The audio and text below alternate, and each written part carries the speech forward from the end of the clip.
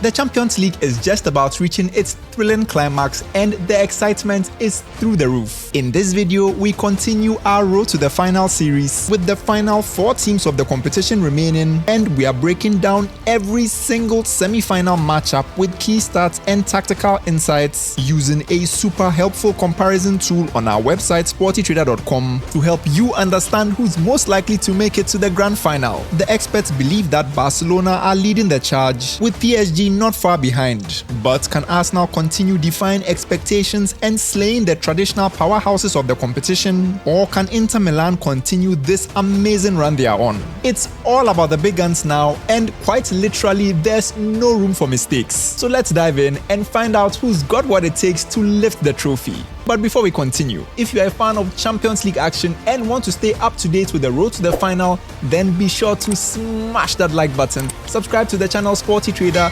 and yeah, let's get this prediction journey started. Okay, so on the first side of the bracket, we have the two nearly men of the Champions League, Arsenal versus PSG. Both teams have been desperate to add this illustrious European crown to their trophy cabinet for a long time, and it looks like this season might be the best chance either side gets. On one hand, we have the Gunners, who have been formidable throughout the tournament, boasting a defense that has conceded just 0.58 goals per game. Perhaps the greatest compliment we can give to this backline, they limited a Real Madrid attack of Vinicius Jr., Rodrigo, Bellingham and Mbappe to just a single goal over 2 legs. Guys, just take a second and think about exactly how impressive that is. But let's not count out PSG though, who under Luis Enrique have showcased real attacking flair, averaging just over 3 goals per game in this competition. Their quarter-final against Aston Villa was a true testament to their offensive capabilities. We do have to highlight a couple of their defenders though,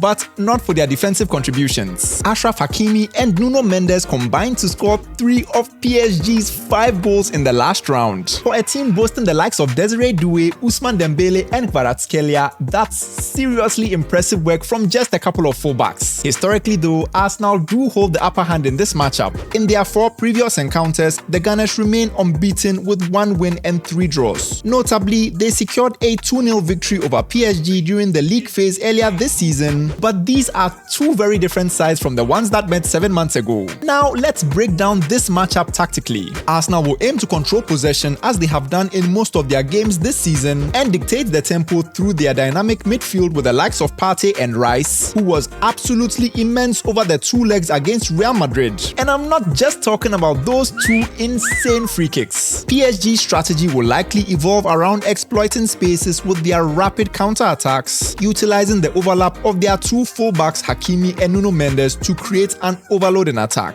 Honestly, I think PSG will be a tough nut to crack for Arsenal, but especially given how the Parisians struggled in that second leg against Aston Villa, I think Arsenal will have what it takes to advance.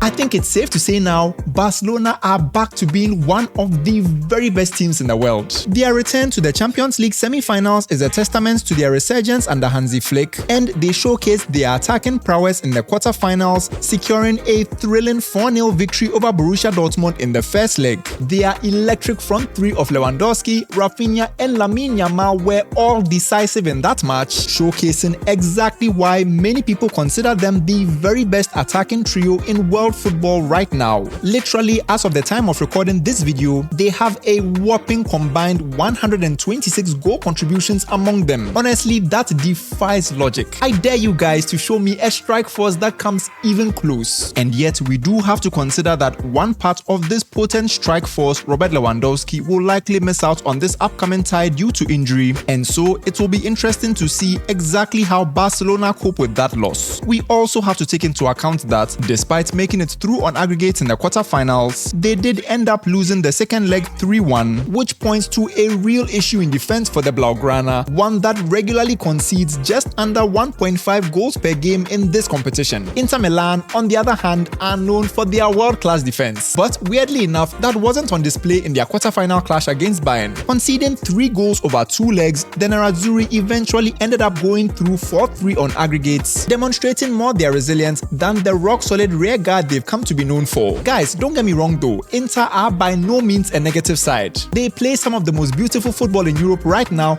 and know exactly when and how to take their chances. Lautaro Martinez was the exact epitome of this, scoring his 150th goal for Inter during this tie and was incredibly clinical when his team needed him the most. It's incredible, he literally scored from his only chance in the game, and that was in stark contrast to other elite strikers who constantly flubbed their lines in that match. Tactically, this semi-final presents a fascinating clash. Barcelona will aim to press home their attacking advantage obviously, with players like Lamine Yamal and Rafinha providing width and creativity. Inter Milan will likely focus on their structured defense and quick transitions, utilizing the pace and finishing of Martinez and Marcus Thuram. Historically as well, these two teams have always had super entertaining matches. Who remembers the last time these two sides met in a semi-final? That Jose Mourinho masterclass with Inter defending with everything they had and making it through. Is history about to repeat itself? Well, for sure, I'm expecting Inter won't make it easy for Barcelona, but the Catalans, in my opinion, have the edge in quality, and that should make the difference over two legs.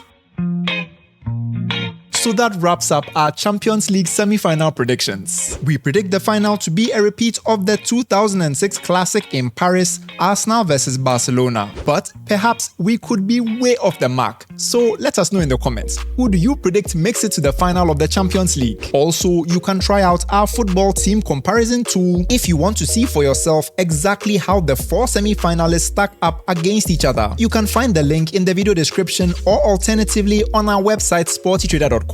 Also, don't forget guys, we have one more Champions League preview video coming up, arguably the most important one, the grand finale. So make sure you don't miss out on that by first of all liking today's video, subscribing to the channel Sporty Trader, and turning on the notification bell so you know exactly when that video drops. As always, thanks for watching and we'll see you next time.